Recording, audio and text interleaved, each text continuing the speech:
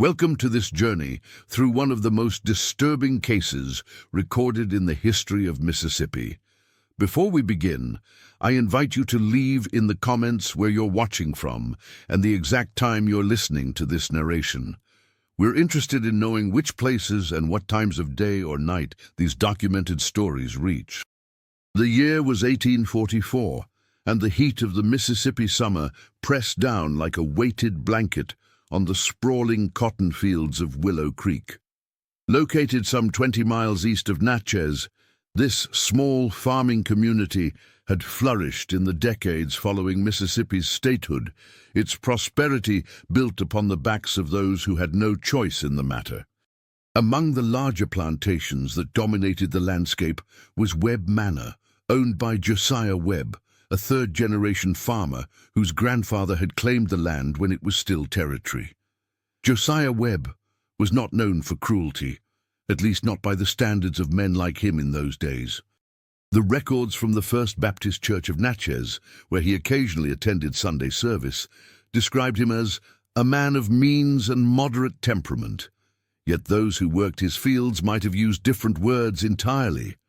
The plantation ledgers recovered from county archives show that Webb owned 47 enslaved persons in 1844, a number that had grown steadily since he inherited the property from his father some 12 years earlier. It was during the cotton harvest of that year when the events began that would eventually be documented in private correspondence between Webb and his brother-in-law, a circuit judge in Jackson. These letters, discovered in 1965 during renovations to the Adams County Courthouse, paint a picture of a man gradually descending into a state that can only be described as paranoid terror. According to the first letter, dated September 3, 1844, Webb had recently purchased several enslaved people from a plantation that had fallen into debt after the Panic of 1837. Among them was a man estimated to be in his 60s, whose name was recorded only as Solomon in the bill of sale preserved in county records. What made this man remarkable and what would eventually draw Webb's attention was not immediately apparent. The harvest that year had been particularly bountiful.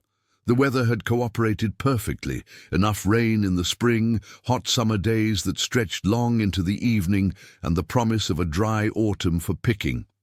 Webb anticipated a profit that would allow him to expand his holdings further west. His mood, by all accounts, was jovial during those early September days. The neighboring plantation owners who dined with him noted nothing unusual, according to their own journals and correspondence from the time. It was during one of his routine inspections of the fields that Webb first encountered Solomon performing what would later be described as unusual activities. The old man, whose hands were gnarled from decades of cotton picking, had been sitting beneath a sycamore tree during the brief midday rest period. What caught Webb's attention was not that Solomon was resting. This was permitted, but that several younger workers had gathered around him in a semicircle, each handing him something small that Webb couldn't initially identify. As Webb approached, the group dispersed quickly, returning to their water gourds or their small portions of cornbread. Only Solomon remained seated, his eyes downcast as the plantation owner's shadow fell across him. In Webb's own words from his letter, I demanded to know what business was being conducted under my tree on my time. Solomon's response was documented as being delivered in a voice as dry as cotton ready for picking.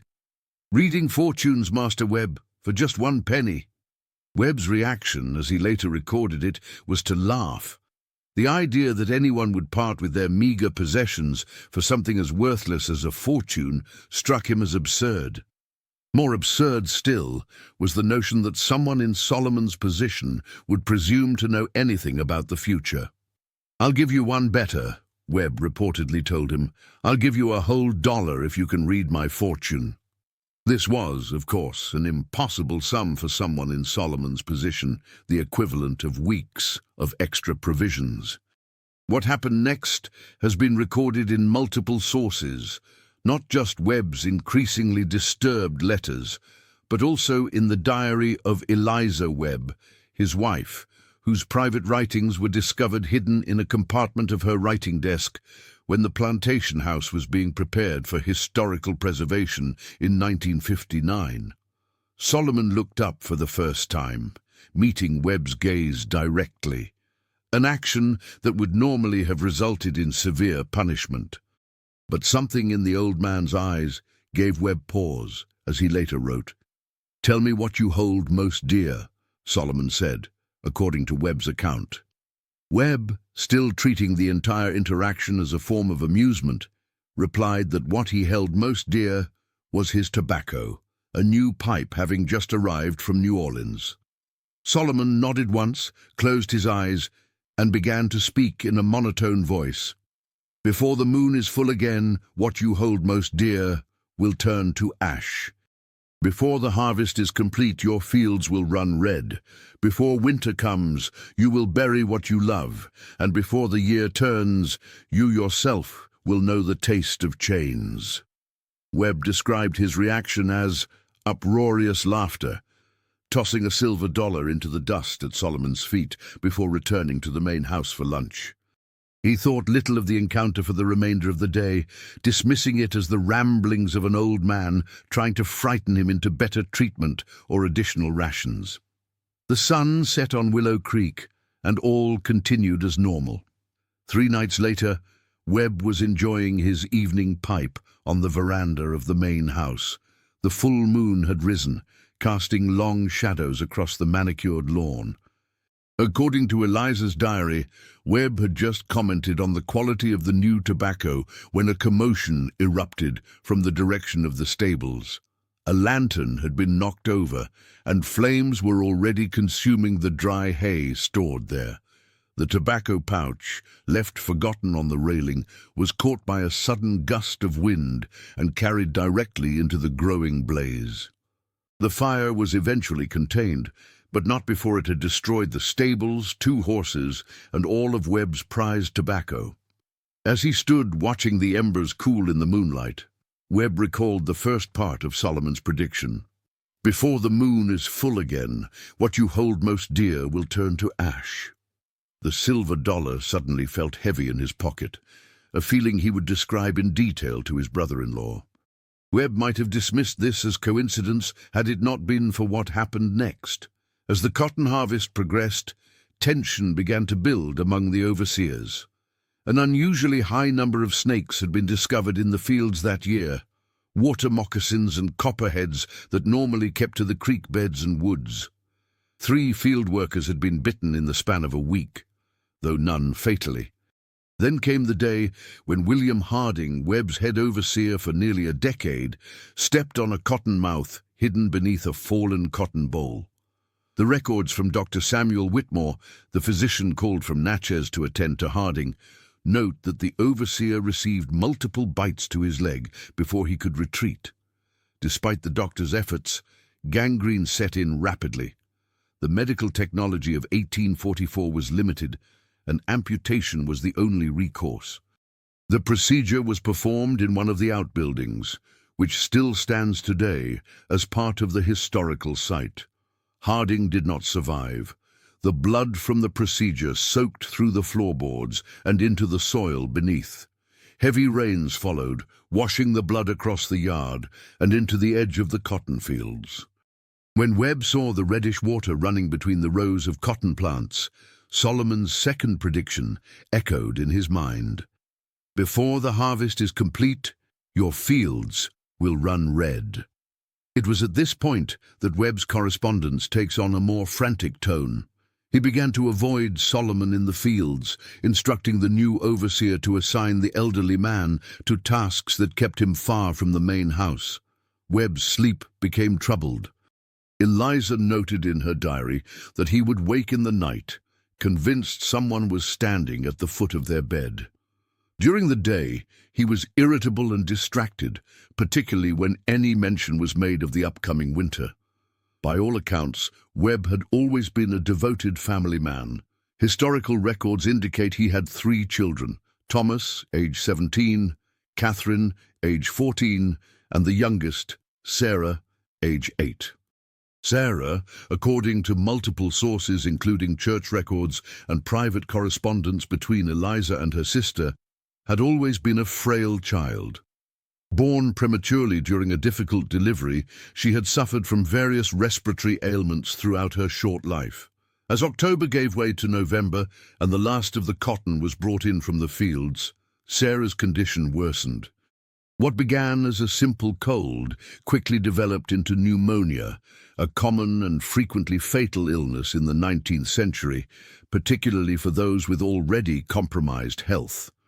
Dr. Whitmore was called again, this time to the main house, but his treatments, standard for the era, consisted mainly of bloodletting and various herbal concoctions that likely did more harm than good. Sarah Webb died on November 20th, 1844, as the first cold front of the approaching winter moved through Mississippi. She was buried in the small family cemetery on a hill overlooking Willow Creek, where her gravestone can still be seen today, weather-worn but legible. The third prediction had come to pass. Before winter comes, you will bury what you love. Webb's mental state deteriorated rapidly following Sarah's death.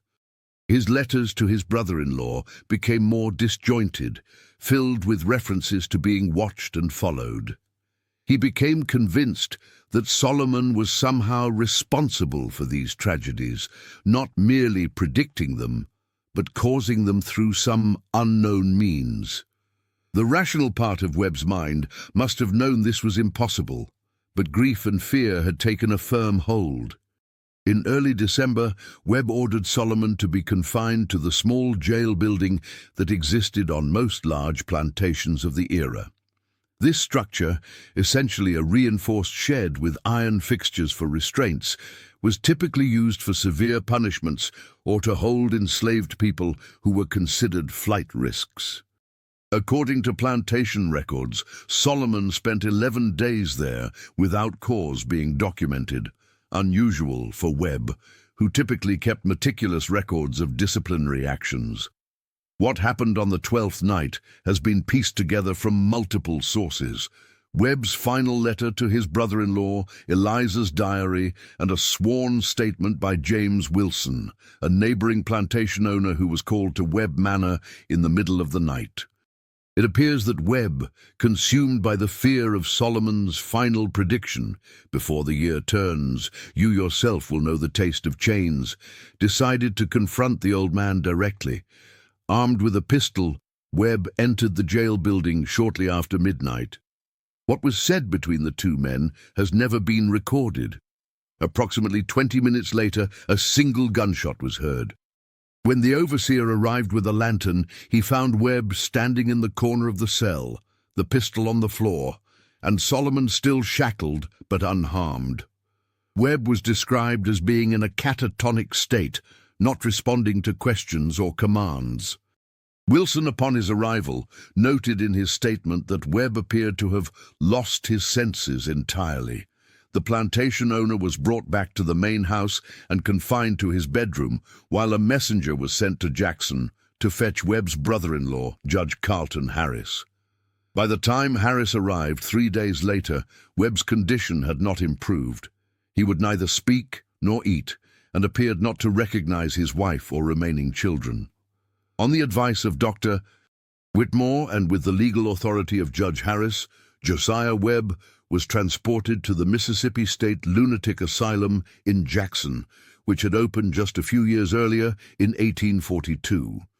The admission records, preserved in state archives, list his condition as acute melancholia with features of paranoia and catatonia. In accordance with the medical practices of the time, Webb was indeed restrained with iron manacles during his transport and initial confinement, the chains that Solomon had predicted he would taste. Webb remained at the asylum until his death in 1846. The cause was listed as brain fever, a common diagnosis of the era that could encompass everything from encephalitis to mental breakdown. Eliza never remarried, continuing to run Webb Manor with the help of her son Thomas until her death in 1865, just as the Civil War was ending and reshaping the world that had allowed plantations like Webb Manor to exist. As for Solomon, the historical record becomes murky. His name appears on an inventory of Webb's estate conducted after Josiah was institutionalized, but disappears from subsequent records. Some sources suggest he may have been among those sold to cover Webb's mounting debts, while others indicate he may have escaped during the confusion following Webb's removal to the asylum. A tantalizing clue appears in an 1850 account from a riverboat captain who transported escaped enslaved people along the Mississippi as part of the Underground Railroad. He mentions an elderly man who could see what was yet to come and who had used this ability to secure his own freedom. Whether this was the same Solomon is impossible to verify. The ruins of Webb Manor still stand today, though the main house was largely destroyed by fire during the Civil War. The family cemetery remains, as does the foundation of the small jail building where the final confrontation between Webb and Solomon took place. Local historical accounts suggest that unusual events continue to occur on the property. Visitors have reported sudden changes in temperature, particularly near the jail foundation, and some claim to have heard a voice offering to read their fortune for just a penny. In 1962, during the height of the civil rights movement, a group of researchers from Tougaloo College attempted to document the oral histories of descendants of those formerly enslaved at plantations throughout Mississippi. During their work in Adams County, they encountered an elderly woman who claimed her great-grandfather had been enslaved at Webb Manor. When asked if she knew any stories about the plantation, she recounted a version of Solomon's predictions that aligned remarkably well with the documentary evidence, despite having no access to Webb's letters or Eliza's diary, which were not made public until years later. When pressed about how she knew these details, the woman said only that, in her family, certain gifts were passed down through generations. "Some can see what's coming," she told the researchers, "and some can make what's coming happen." The interview notes indicate she then offered to read the fortune of the lead researcher for the price of $1.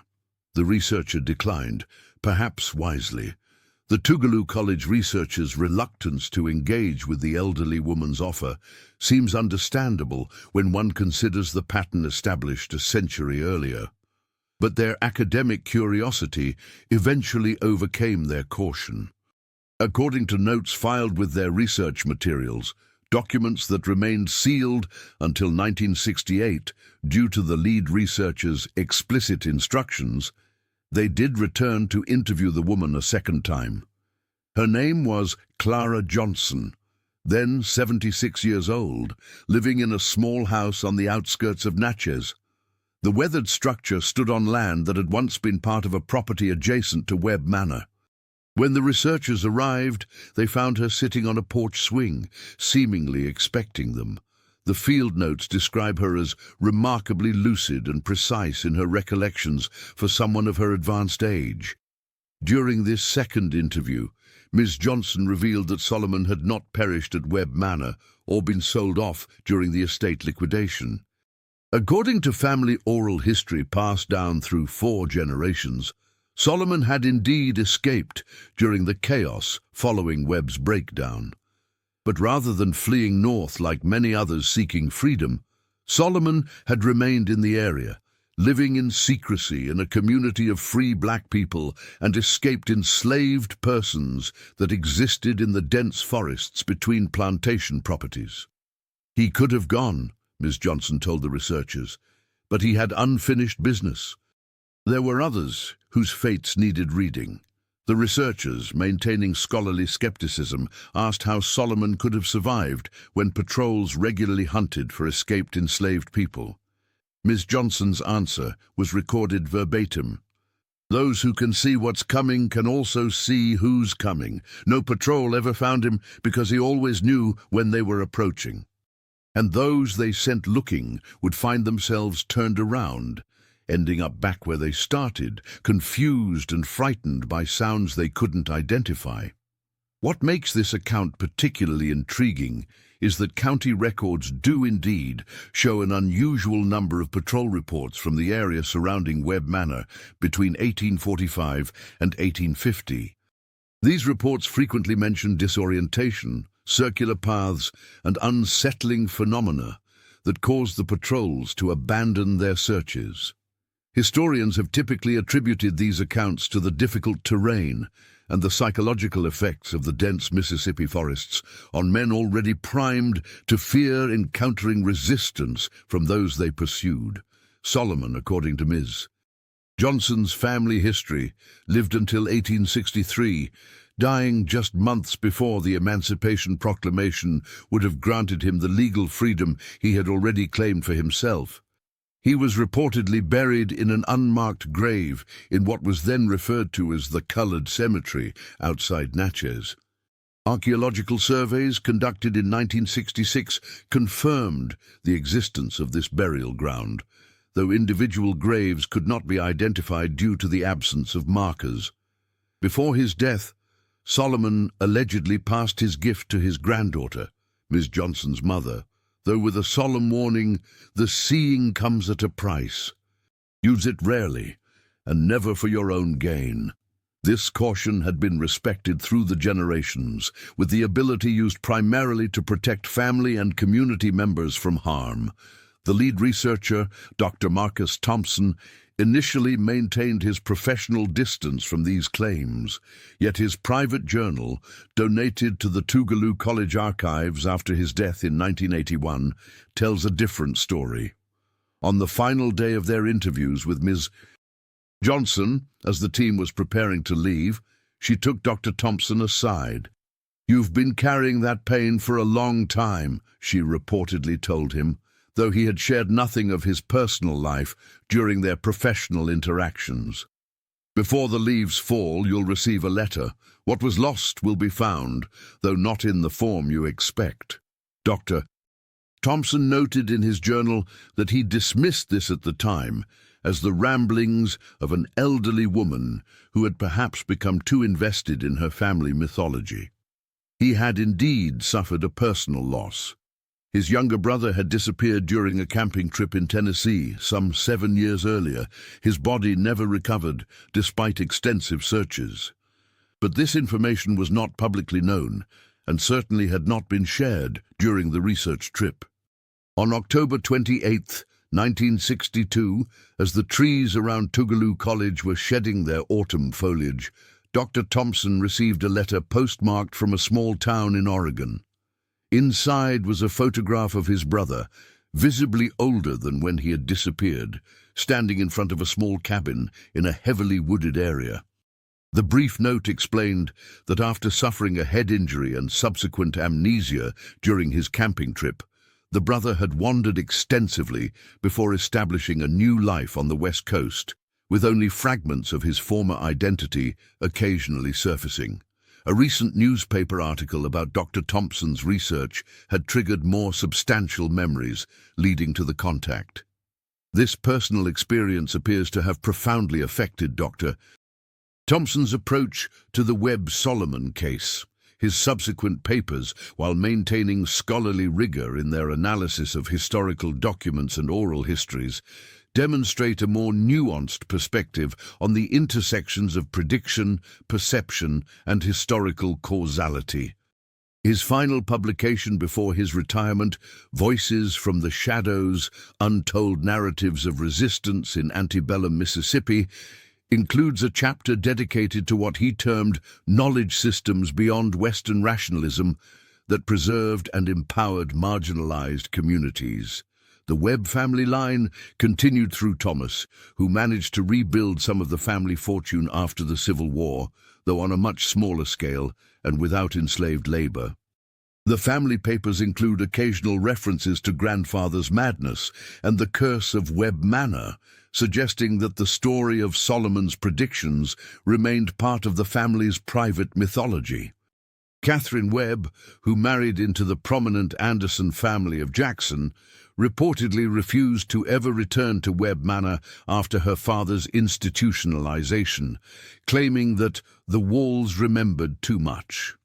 In 1876, Thomas Webb's eldest son, James, attempted to rebuild on the original plantation site, constructing a more modest home near the ruins of the original manor house.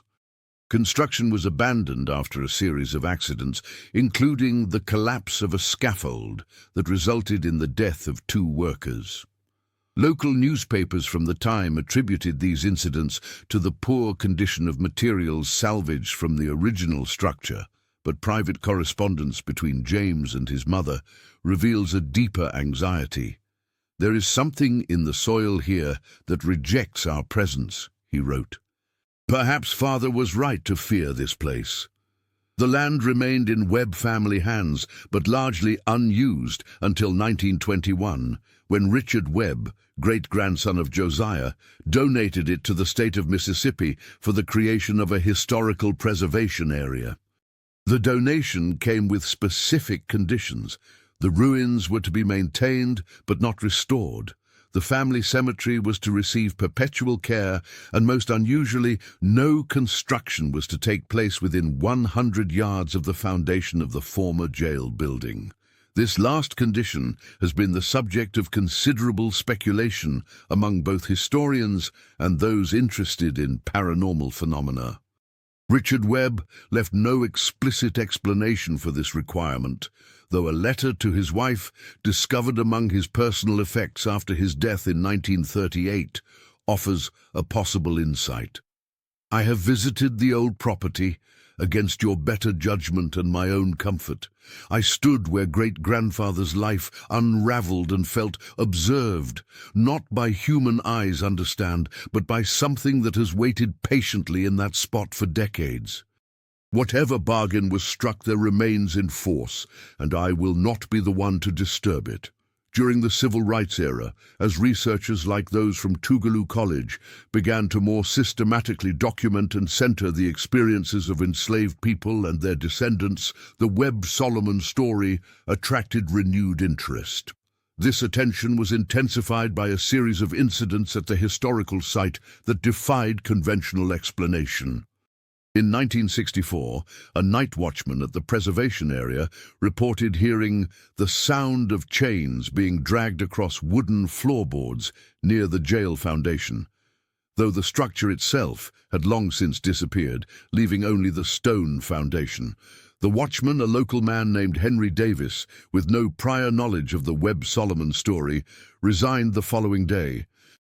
When pressed for details by the site manager, Davis would only say, "Some things ain't meant to be guarded, and some places don't want company after dark." The following year, a graduate student conducting research for a dissertation on architectural history spent several days taking measurements and photographs at the site. Among the hundreds of images he captured was one of the jail foundation that, when developed, appeared to show a dark figure seated in what would have been the center of the structure. Photography experts who examined the negative could find no evidence of double exposure or other technical explanations for the anomaly. The student, whose academic career later took him far from Mississippi and the study of Southern plantation architecture, refused all requests to discuss the photograph or his experiences at Webb Manor. Perhaps most compelling was the experience of Diane Carter, a descendant of enslaved people from a neighboring plantation, who visited the site in 1967 as part of a personal genealogical research project. According to her written account, filed with the Historical Society that now maintains the site's records, she felt drawn to the jail foundation despite having no prior knowledge of its significance. "As I approached the stone outline," she wrote, "the air grew noticeably colder, though it was July in Mississippi. I heard what sounded like someone humming a spiritual my grandmother used to sing, 'Steal Away.'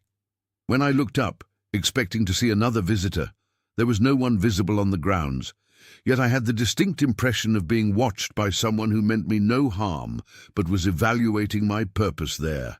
A voice, barely audible but distinct, asked me, "What do you seek to know?" Before I could answer, a tour group approached, and the sensation immediately vanished. I have never experienced anything similar before or since, though I have visited many historical sites connected to plantation history. Webb Manor. Historical Preservation Area continues to draw visitors interested in antebellum architecture, Civil War history, and the darker aspects of the plantation system. The site's official guidebook makes only passing reference to local legends surrounding Josiah Webb's mental decline and the fate of those enslaved on his property.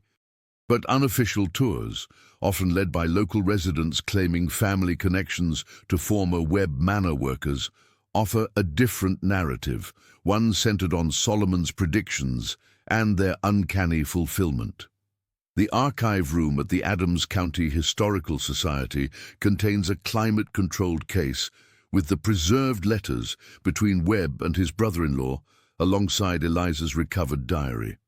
Visitors can request to view these documents, though handling them requires special permission and the presence of an archivist. Those who have studied these primary sources often comment on the progressive deterioration of Webb's handwriting throughout his correspondence, from the confident script of a prosperous landowner to the barely legible scrawls of his final letters. Less prominently displayed, but perhaps more telling, is a small leather pouch discovered during archaeological excavations at the jail site in 1952. The pouch, believed to date from the mid-19th century, contained 3 items: a smooth river stone with unusual markings, a tarnished silver dollar dated 1844, and a folded piece of paper on which was written in a careful hand, "What is foretold is not always what is fated. The reader sees, but the listener chooses." Experts have debated whether these items could have belonged to Solomon, though no definitive connection has been established. The handwriting analysis is inconclusive, as few enslaved people of that era were literate, and fewer still left written records. Yet the silver dollar's date aligns perfectly with Webb's account of his first encounter with Solomon, raising the possibility that what was discovered was, in fact, the very dollar tossed contemptuously into the dust by a man who did not yet understand the weight of what he was being told. In 2008, during preparations for a documentary on Mississippi's plantation history, the production team arranged to interview several descendants of families connected to Webb Manor. Among them was Robert Johnson, great-grandson of Clara Johnson, who had shared Solomon's story with the Tougaloo researchers nearly 50 years earlier.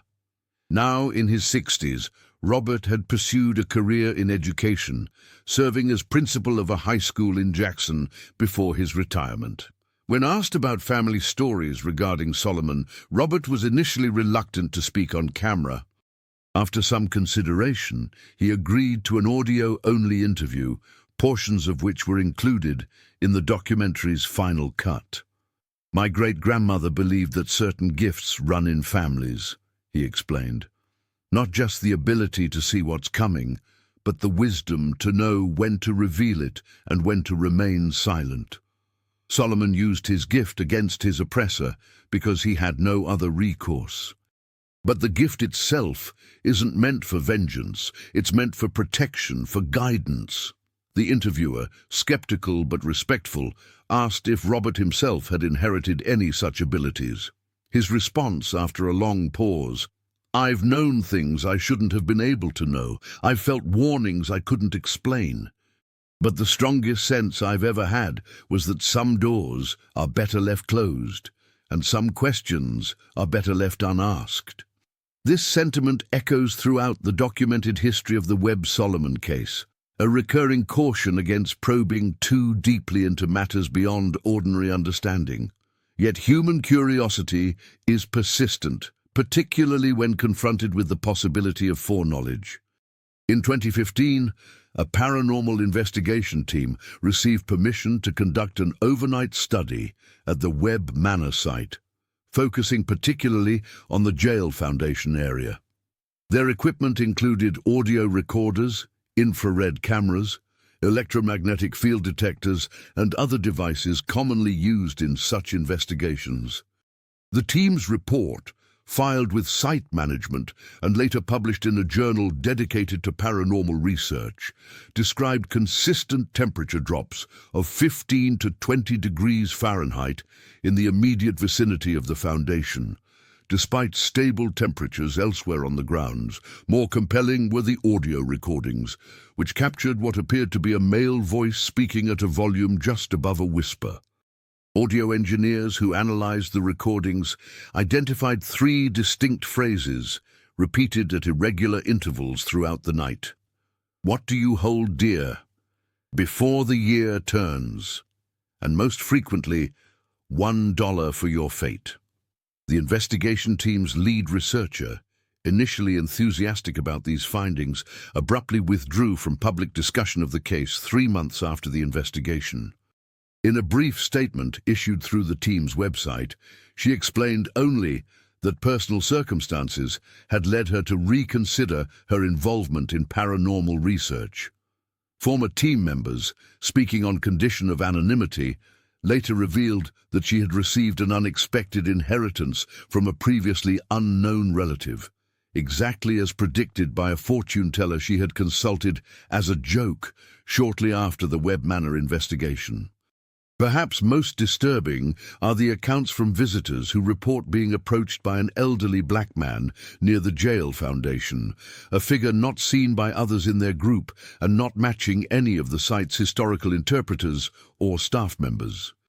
These encounters typically occur late in the afternoon, as the site is preparing to close for the day, and follow a similar pattern.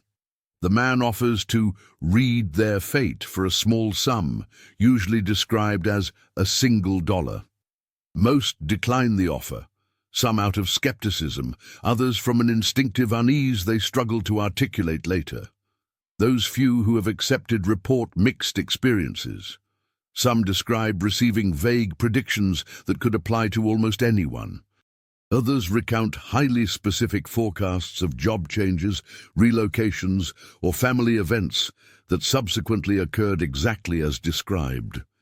A smaller subset, those whose accounts have been collected by folklorists and paranormal researchers rather than the official site management, describe predictions of loss, illness, or other misfortunes, delivered in a dry voice, like leaves rustling.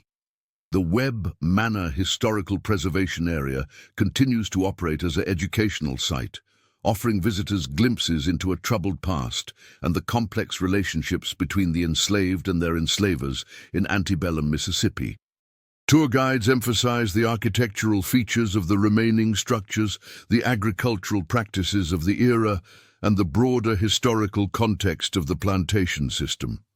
The Webb-Solomon story, with its suggestions of capabilities beyond rational explanation, remains at the margins of the official narrative, acknowledged but not emphasized, present but not centered. Yet visitors continue to be drawn to the jail foundation, standing in contemplative silence on the spot where Josiah Webb reportedly encountered something that destroyed his understanding of the world and his place within it. Some leave small offerings, coins, smooth stones or flowers, though site policy officially discourages this practice. Others simply listen, perhaps hoping to hear the voice that offered both prediction and choice, $1 for your fate. The question that lingers unanswered is whether foreknowledge is truly a gift or a burden. If Solomon could indeed see what was coming, did he create Webb's downfall or merely illuminate a path already set? If predictions can become self-fulfilling prophecies, where does responsibility lie, with the one who speaks the future or the one who hears it and believes? These questions hover like evening mist over the ruins of Webb Manor, where the past never fully recedes and the boundaries between history, memory, and myth remain permeable. Each generation that encounters this story must decide for itself what meaning to extract from it, a tale of resistance against oppression, a warning about the dangers of foreknowledge, or simply an unexplained series of events that acquired the patina of the supernatural through repeated telling. For those who study such phenomena, the Webb-Solomon case represents a particularly well-documented example of what some folklorists term retributive prophecy, predictions that serve as both warning and weapon. The historical record provides unusually strong evidence for the accuracy of Solomon's predictions, while the continuing reports of unusual experiences at the site suggest that whatever began in 1844 has not yet fully concluded. Visitors to the Webb Manor site today will find a place both beautiful and unsettling. Ancient oak trees draped with Spanish moss, crumbling brick foundations reclaimed by creeping vines, the small family cemetery with its weathered headstones, including the tiny marker for Sarah Webb. The official tour concludes at sunset, as visitors are gently but firmly directed toward the parking area. No overnight access is permitted, despite frequent requests from paranormal enthusiasts and historical researchers. The final stop on the tour is typically the visitor center, where artifacts from archaeological excavations are displayed alongside contextual information about plantation life. In a small case near the exit, easily overlooked by those eager to depart, sits a single silver dollar dated 1844. Its surface is worn smooth in places, as though it passed through many hands before coming to rest here. The accompanying text identifies it only as currency, mid-19th century, recovered from site excavation. Most visitors pass by without a second glance, but occasionally someone will pause, studying the coin with unusual intensity. Staff members have learned to recognize these visitors. They're the ones who linger until closing, who ask about access to the jail foundation area, who seem to be listening for something beyond the guide's rehearsed narrative. To these visitors, the guides now offer a gentle but firm caution. Whatever you're seeking here, be certain you're prepared to find it. Some questions, once asked, cannot be unasked. Some knowledge, once gained, cannot be surrendered. Whether this warning is standard policy or an unofficial tradition passed between site employees remains unclear. What is certain is that the Webb Manor Historical Preservation Area continues to attract those interested in both history and mystery, drawn by the tantalizing possibility that sometimes the past reaches forward to touch the present, offering insights into what may yet come for those willing to pay the price of knowing. And sometimes, visitors report, if you stand near the jail foundation as the sun sets and the shadows lengthen across the grounds, you might hear a voice carried on the evening breeze. Dry as cotton, ready for picking, offering to read your fate for just $1. Whether you accept is, of course, entirely your choice. But as Josiah Webb discovered nearly 2 centuries ago, choices have consequences that extend far beyond the moment of decision. The true cost of foreknowledge may be higher than any of us are prepared to pay.